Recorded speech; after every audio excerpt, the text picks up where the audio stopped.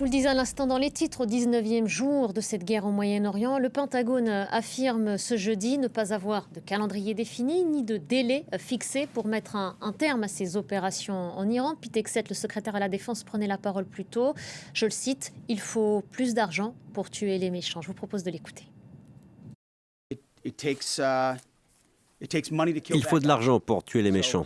Donc on retourne devant le Congrès et notre majorité pour s'assurer que nous sommes suffisamment financés pour ce qui a été fait et pour ce que nous aurions à faire à l'avenir, pour que les munitions, pour que tout soit de nouveau rempli. Et pas seulement rempli d'ailleurs, mais même au-delà. Le président Trump, il l'a dit lui-même, a reconstruit l'armée lors de son premier mandat. Il ne pensait pas qu'il aurait à l'utiliser de manière si dynamique pendant son second mandat, mais c'est le cas.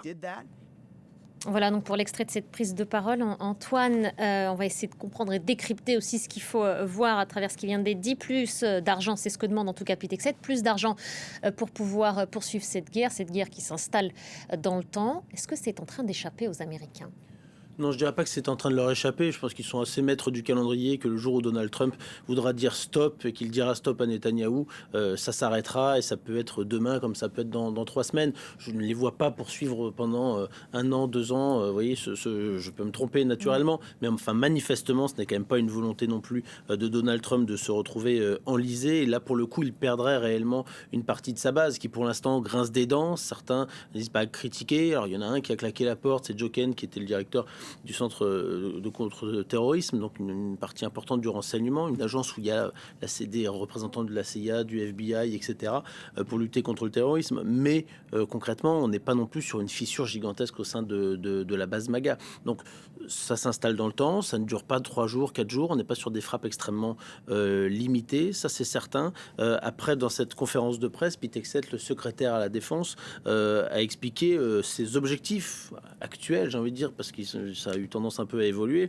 en disant que voilà, nos objectifs, c'est de détruire tous les missiles balistiques de l'Iran, c'est de détruire la base industrielle militaire de l'Iran, c'est-à-dire concrètement toutes les usines qui permettent de fabriquer de l'armement et notamment des missiles, c'est de détruire la marine de l'Iran, ils nous ont dit que c'était déjà fait, et de faire en sorte que l'Iran ne soit jamais doté de l'arme nucléaire, sauf que ça, ils nous ont dit qu'ils avaient déjà anéanti le programme nucléaire iranien il y a quelques mois, en juin dernier. Tulsi Gabbard, la directrice nationale du renseignement aux États-Unis, a dit que c'était bel et bien le cas, c'est en tout cas ce qu'elle a affirmé hier, et que depuis, ils n'avaient pas essayé de reprendre leur capacité d'enrichissement, donc que officiellement ce programme nucléaire iranien est toujours anéanti. Donc voilà, il faut voir Pete Hegseth qui évidemment n'est jamais loin pour faire un petit coucou à son patron et qui dit il faut absolument dire merci à Donald Trump et qui insiste à de nombreuses reprises, merci de sauver le monde libre en intervenant en Iran, devrait tous dire merci à Donald Trump, dit-il.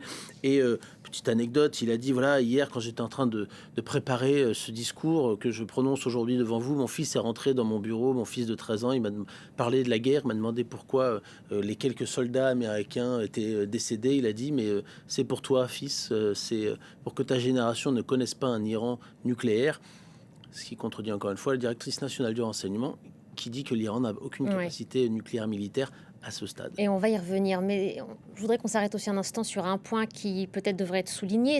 On entend cette rhétorique militaire dans la bouche de Pete Hegseth ou celle du président américain, mais à aucun moment il s'adresse aux Iraniens directement. Ces Iraniens qui sont aussi sous les bombes, qu'on avait à l'époque, auxquels on avait promis la liberté et la démocratie dans leur pays. Ça n'a jamais été fait de la part des officiels américains. Qu'est-ce que ça traduit ou qu'est-ce que ça trahit ? Ça trahit qu'il y ait une volonté, surtout israélienne, d'un changement de régime, plus que des Américains. Les Américains seraient assez contents, évidemment, qu'il n'y ait plus cette république islamique qui est un régime autoritaire, selon très clair.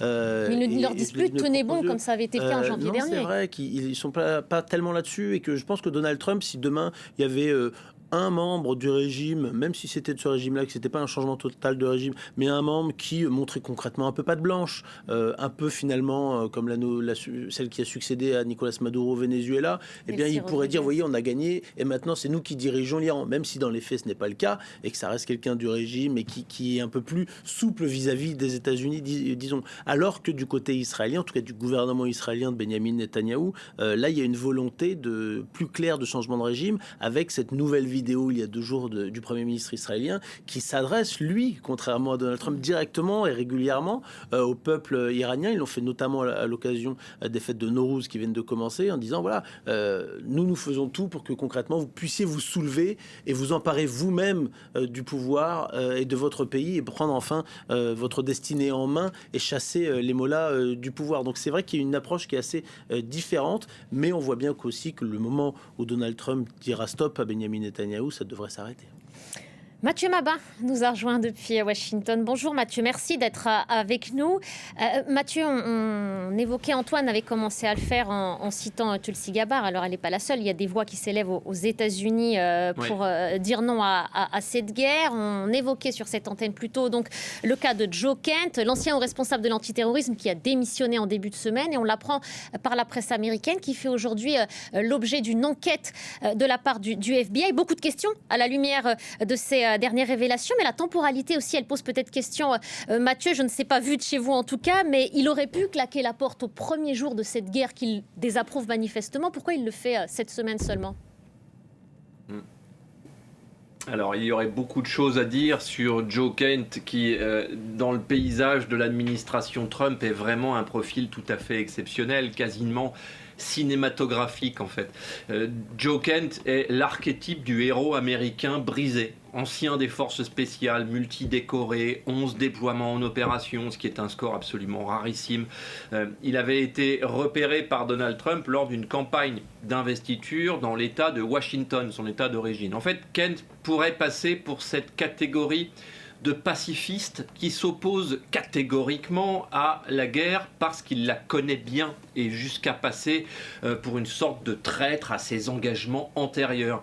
La guerre du Vietnam a produit beaucoup de profils comme celui-là. On peut penser par exemple à John Kerry dans une moindre mesure, mais il est impossible de ne pas relier les deux individus à 40 ans d'écart. Mais le point de rupture, sans doute, chez Joe Kent, c'est qu'après avoir survécu, on l'a dit, à une succession de missions excessivement dures, c'est sa femme qui a été tuée en mission. Vous voyez, le sort s'est acharné sur lui. Il est ce qu'on appelle ici une étoile d'or, ce petit symbole que l'on remet aux parents et aux époux de ceux qui ont donné leur vie pour l'Amérique. Parallèlement, vous l'avez dit, une enquête du FBI pour des fuites présumées d'informations classifiées a été ouverte avant sa démission. Alors attention, les faits précis ne sont pas tous publics et la presse américaine continue à chercher, mais politiquement c'est vrai que ça brouille le message, c'est le moins qu'on puisse dire. Soit il partait de lui-même, soit il est fragilisé en interne, mais n'oublions pas une chose, on est à Washington où politiquement absolument tous les coups sont permis, y compris là sur la surmédiatisation d'un simple directeur d'administration centrale. Effectivement, Joe Kent avait un rôle dans l'administration, mais concrètement, c'était un illustre inconnu pour le public américain jusqu'à sa démission. Légitimement fragilisé par une histoire personnelle absolument dramatique, on l'a dit. Ce qui est certain, c'est que Joe Kent n'a pas du tout été associé à la conception des opérations en Iran. Et il a même découvert le déclenchement des frappes par la presse. Ce qui, au regard de son niveau d'habilitation, souligne quand même un déficit de confiance largement antérieur à sa démission. Alors, en vous écoutant, on en apprend un petit peu plus et on comprend peut-être un peu mieux aussi l'histoire personnelle de Joe Kent l'a peut-être poussé à prendre cette position. Oui. Mais qu'en est-il, Mathieu, d'une autre alliée du président américain, Tulsi Gabbard, la directrice du renseignement national, qui affirme, elle, que Téhéran n'avait pas relancé son programme nucléaire. Là encore, c'est une volte-face, non ? Oui, alors au moins en apparence, Tulsi Gabbard semble effectivement contredire la justification avancée par le président. En réalité, on est face à deux niveaux de lecture. Les services de renseignement parlent d'état des capacités, c'est leur travail, et d'intention immédiate. La Maison-Blanche, elle, raisonne en dynamique stratégique et en capacité latente. Ça peut vous paraître subtil, mais vous allez voir que dans les éléments de langage qui seront bientôt livrés par la Maison-Blanche, et ça a commencé, la nuance sera largement exploitée. On parlera de seuil critique et donc de fenêtre d'opportunité. Gabbard dit « pas de relance formelle du programme nucléaire iranien ». L'exécutif répond « une menace qui peut devenir imminente ». Ce n'est pas exactement une contradiction, ça peut passer pour une divergence d'interprétation en clair. C'est en tout cas comme ça, encore une fois, que l'administration va présenter les choses. N'oublions pas que les déclarations de Tulsi Gabbard se sont faites sous serment et que le souvenir de Colin Powell, je suis sûr que c'est parfaitement clair dans votre esprit, brandissant sa fiole, a littéralement traumatisé 2 générations de serviteurs de l'État ici, quel que soit leur camp. Mais politiquement, les faits elles-mêmes, cela alimente, c'est vrai, le doute, y compris, c'est vrai, dans cette frange minoritaire du camp républicain qui ne veut plus entendre parler d'une quelconque forme d'engagement extérieur de la part des États-Unis. Cette catégorie d'Américains qui n'a toujours pas compris pourquoi l'Amérique a déversé des milliards sur l'Afghanistan pour finalement rendre les clés aux talibans 20 ans et quelques milliers de morts de jeunes Américains plus tard. Et dans tous les cas, est-ce que cette guerre, encore une fois, qui en est à son 19e jour, on apprend aujourd'hui même par Pete Hegseth qu'il n'y a pas de calendrier précis pour sortir de ce conflit, est-ce que ça peut venir fissurer le camp de Trump et puis forcément avoir des conséquences pour les midterms? Alors c'est vrai que c'est une date qu'on avance beaucoup, il y a encore un peu de temps, mais est-ce que ça peut contribuer à venir abîmer ce camp-là? Oui. On voit émerger une ligne plus prudente, c'est vrai, Antoine l'a évoqué à l'instant, cette ligne plus réticente à l'engagement prolongé dont on vient de parler et dans laquelle on intègre d'ailleurs souvent à tort le vice-président J.D. Vance. Vance est moins interventionniste que d'autres proches conseillers du président, c'est vrai, mais il n'appartient pas non plus à ce club très favorable depuis des décennies au renversement du régime iranien, mais qui se trouvait être le courant de John McCain, c'est-à-dire ceux qu'on appelait encore il y a peu les républicains traditionnels, les républicains fréquentables pour le camp démocrate en quelque sorte. Que les choses soient bien claires, on n'assiste pas ici à une fronde au sein du parti républicain, certainement pas. Le courant America First, parce que c'est de ça qu'on parle, celui de Joe Kent évidemment, qui défend un isolationnisme forcené, ne survivra sans doute pas à l'épopée iranienne de Donald Trump. En tout cas, la disparition de ce mouvement et de ceux qui l'incarnent ne serait pas une surprise politique à Washington, vu le climat en ce moment. Paradoxalement, cette intervention en Iran réconcilie finalement plutôt Donald Trump avec l'électorat républicain qui n'a jamais été vraiment MAGA. Encore une fois, les nostalgiques de McCain par exemple. Une réconciliation beaucoup plus importante dans la perspective des élections de mi-mandat que vous évoquiez, que de flatter l'ultra-droite américaine. Soyons parfaitement clairs encore une fois, pour l'instant, on parle d'une guerre qui n'est pas qualifiée comme telle par l'exécutif, qui a fait 15 morts américains et qui, si l'on en croit Donald Trump, aura bientôt, si ce n'est déjà fait, totalement débarrassé le monde et de l'appareil militaire iranien. Projet nucléaire inclus. Pour l'instant, donc, le socle du président tient, mais tout dépendra de la durée du conflit, Antoine le disait à l'instant très justement, et des résultats, surtout sur le terrain, encore une fois. Une guerre qu'on n'appelle pas une guerre, Antoine disait à l'instant Mathieu, sauf qu'elle a un coût, cette guerre, et que ça peut se retourner contre le président américain? Oui, elle a un coût, c'est pour ça que le secrétaire à la Défense demande une rallonge budgétaire massive au Congrès, mais elle a surtout un coût potentiel, puisqu'on parlait des élections de mi-mandat à l'instant, vous le faisiez avec Mathieu. Les Américains, ils votent davantage pour leur quotidien, est-ce qu'ils ressentent, et notamment est-ce qu'ils se sentent touchés au portefeuille, que pour savoir si oui ou non il fallait se débarrasser d'un régime islamique à l'autre bout du monde. Et concrètement aujourd'hui, on a bien vu qu'il y a eu des frappes sur des installations pétrolières et gazières. Israël a commencé hier en frappant l'installation South Pars, et ce qui n'a d'ailleurs pas beaucoup plu à Donald Trump, qui a estimé que quand même là, ils avaient été un petit peu loin, et que du coup Israël a dit oui, mais on ne le fera plus, sauf si l'Iran riposte. L'Iran a riposté d'ailleurs en frappant en Arabie Saoudite, au Koweït et le plus important centre gazier au monde, ce qui est au Qatar. Donc tout ça, ça a fait flamber un peu le prix du baril aujourd'hui et le prix d'ailleurs du cours de gaz. Mais le baril de Brent, qui était aux alentours de $100 ces derniers jours, on était à $70 avant la guerre. Donc il y a 3 semaines, fin février, on était à $70.